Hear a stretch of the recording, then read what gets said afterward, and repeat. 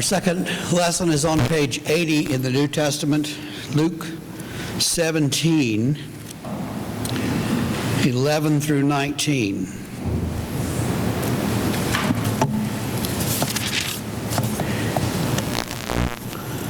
On the way to Jerusalem, Jesus was going through the region between Samaria and Galilee.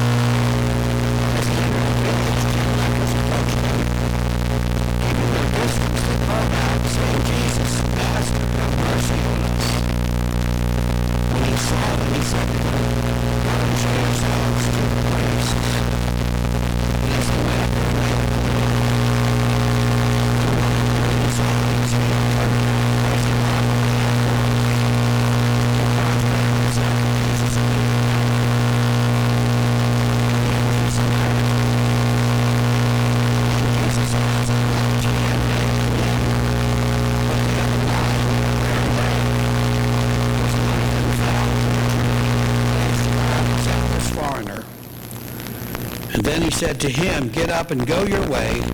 Your faith has made you well."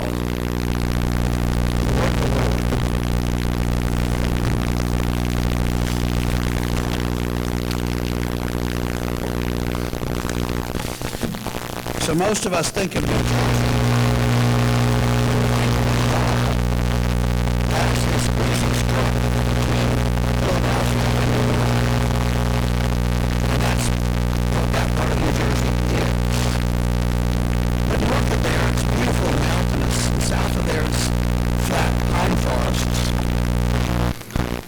When I went to Princeton, it was just all very strange. You can't pump your own gas. There are these diner restaurants everywhere that are huge, and they say they sell everything, but they don't.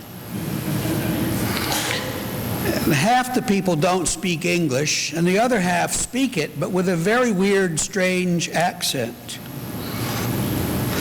And they're all very sophisticated, and they look on Southerners as benighted souls who, bless their hearts, just don't know the difference. The first day I was there, I went to an evaluation at the speech department. And I stood up and I read some passage of Scripture, and in the middle of it, the woman banged her hand on the desk and shouted, "Where are you from?" I said, "South Carolina, ma'am." She nearly fainted. It's just a strange place, New Jersey, Princeton, New Jersey. And I felt like an outsider. Well, as we're reading from Jeremiah, we see that a lot of the Hebrew people, the Jewish people, felt like they were outsiders. The Babylonians would conquer a city, a place, and take all the people who lived there who had any money or knowledge or power, take them all back to Babylon so that they couldn't, foment rebellion. There'd be no uprisings and no more trouble. And that's what's happened to the people. They're in exile in Babylon, most of them. Some of them are still left behind and still waiting on their turn to be taken. And this happened in 587 BC for the city of Jerusalem and the kingdom of Judah. The northern kingdom of Israel had been conquered in 702 by the Assyrians. And the Babylonians conquered the Assyrians, you see, and took the people of Judah into exile. And there have been prophets with them. And the prophets have been saying, this will just last a few weeks, couple months. God will cut it short. We'll be back in Jerusalem before spring. Don't worry about it. And they're stirring up rebellion among the people in exile. And there are others back in Jerusalem stirring up rebellion there. Jeremiah is still in Jerusalem. And Jeremiah sends this letter to the exiles. And he says, go ahead and settle in the city. Marry the people. Establish yourselves. He goes on to say later in the chapter that you're going to be there 70 years at least.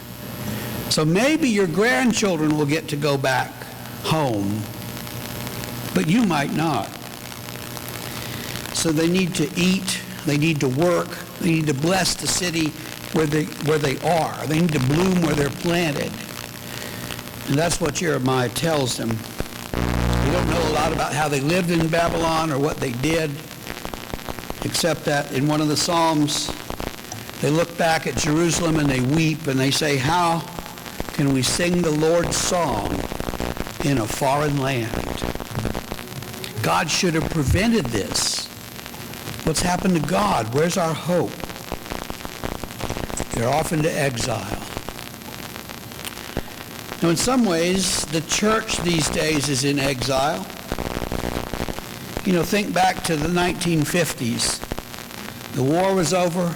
The Depression was over. It was an era of stable economy. Lots of people had lots of children. And most of the congregations that I know of were started up in that period. Or maybe they were like this one and were already functioning, but they built big education buildings to house all those children. And then something happened.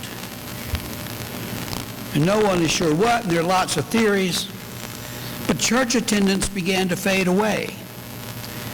And something about the vision of American Protestantism no longer spoke to many people as it had. And in some ways what we've seen is a return to a normal level of church attendance, but for those who remember the 50s and think of that as how it should be, it seems like a terrible decline. In those days, if you had education and you had money, you went to the Presbyterian Church, unless you were born into the Episcopal Church. And we still suffer with that impression out there in the world. People say, oh, Presbyterians, those are the rich people. I was told once in Lafayette, Indiana, that there was a time when the pastor of the Presbyterian Church, the bishop of the Catholic Church, and the president of Purdue University met at the Presbyterian Church every Tuesday and decided what would and would not happen in town that week. I don't think those three people even know each other these days. See, all of that has changed. And the Presbyterian Church and churches in general no longer have a voice that the people in power want to listen to. And no one cares. No one even remembers how it was except us. So that's the world of Christendom. The world in which the church was established and wielded some power. And even in this country, which has no established church, there was an establishment of American Protestant Christianity, and many would say rightly white Protestant Christianity, that had real power. And now that's gone away. The world is unfamiliar. We live in a world of exile. And it seems to me, then, that the church has a choice. We can become an enclave or an outpost. If we choose enclave, and many congregations have, we have to face what it means. You know, an enclave is where they circle the wagons. You know, out west on the early settlers, the white settlers, when they got to a camp at night, they'd circle the wagons for better defense against animals and invading enemies and Native Americans. So if we are an enclave, our wagons are circled, our doors are guarded. Now we have locks and security on our doors. Does that make us an enclave? I think our security systems are there to prevent people from breaking in and stealing stuff. But our doors, when we are here, are open wide. Our doors are open wide for all to come worship God. Our doors are open on Sunday nights for everybody to come eat. Our doors are open on any night when it's very cold for people to come and get warm and be fed and have a safe place to sleep. We don't care what you look like or anything else. Just come. I think our doors are open. But an enclave wants to keep out those who are strange, those who are different. And you know, you don't even need locks to do that. We can do it by the language we use, the assumptions we make, the clothes we wear. Make the assumption and talk as though everybody went to college, and that keeps certain people outside. Talk as though everyone owns their home, everyone lives in a certain neighborhoods. The stranger's left out. Or an enclave could be theological. You might use certain vocabularies that expect certain behaviors, make certain assumptions about one another that effectively bar the door for those with a different upbringing or point of view. And in our time, an enclave is a tempting option. There's so many people out there so different from us. And living in an enclave will help us preserve and remember who we once were. An enclave seeks to preserve the past and preserve the trappings of power, whatever little crumbs of power they throw out to us. Now, on the other hand, an outpost church opens its arms wide. I once had a discussion with my senior pastor in Glen Burnie, Maryland about baptism. He baptized about half of Glen Burnie.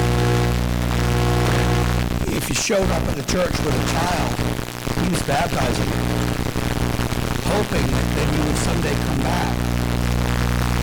And I said, well, don't you think we ought to get these people at least coming to church before we start baptizing their children? And he said to me, I think the arms of God are sometimes open a lot wider than the doors of the church. And as much as I hate to admit it now, I think he was right. The arms of God are open wide. See, an outpost is a place in a foreign land among strangers where the homeland is represented. An outpost is a congregation that gathers in places where there's need, in places where the surrounding population is just pagan Babylonians. We gather to represent Jesus to those who don't know him. So an outpost church welcomes those who are strange and different. When you welcome me, an outpost church welcomes and even marries the sons and daughters of Babylon. An outpost church seeks the good of the city and wants to bless the city with its presence. You know, those Jews that went into exile were changed over those 70 years. They were far away from home and the temple had been destroyed, so they had to think of a new way to worship. They began to gather in synagogues. Did not require the temple as much as they had in the past, and they began to find other ways to obey the law. They gathered up their traditions in writing and collected scriptures, and they worked on that question, how do we sing the Lord's song in a foreign land? So they were not an enclave that died away. They took wives and gave their sons and daughters in marriage, and they sought the benefit of the city they were in. They might have missed Jerusalem, but they sought God's blessing for Babylon. And if we see ourselves as a little outpost for God here in Newton, we can bless it in the same way. As we're free from the restrictions and requirements of an enclave. There are plenty of congregations in the community trying to maintain their purity and who they were. We can be set free, and the Spirit can be a voice for the gospel. So we can be kind of subversive, subvert the dominant paradigm. And you know who was good at that? There's a man named Tony Campolo. Tony Campolo taught sociology at Eastern University. And he had a way all his life of doing things that run against the grain of what was expected. So if you're in Philadelphia sometime, if you have to be, you look at the river and you'll see several bridges that go into New Jersey. And they cost several dollars. But if you go a little up north, a couple miles, there's this bridge, and it used to only cost a quarter to cross that bridge. That was the one that local commuters knew about and used. He said that he loved to go across that bridge and give the toll taker 50 cents and say, those people behind me, they're with me. And then he would roar off and leave the toll taker kind of confused. And then the people would drive up and he would say, well, your toll's been paid. And Campolo said he loved it, just watching the mirror. They were just mystified. Who is this guy? Why didn't he pay our toll? Now that's kind of silly. And what he began to do with his students was teach them and train them to go and live in neighborhoods that no one cared about. And the goal was just to move in and meet the people. It wasn't about gentrification or mission work or anything else. They were just there to live.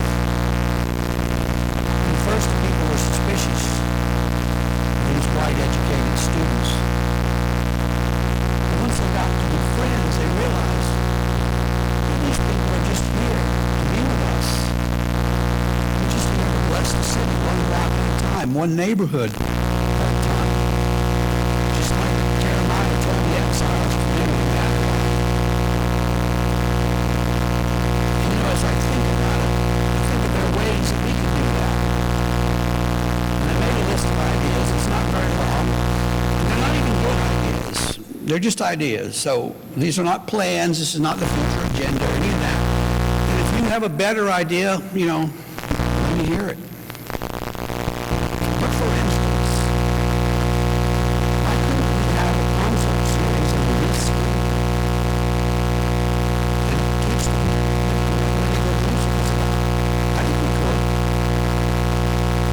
But why can't we have lectures, classes, maybe in the chapel, for people to come and learn stuff? Not necessarily even religious things, just learn things. And see the inside of the church. And know that it's okay. Maybe we could teach English as a second language in our classrooms. Maybe even English as a first language in our classrooms. We talked about having homework help after school. We could do that. I know of a church in Harrisburg. It's a small little church. It's kind of a dying church in a very different neighborhood.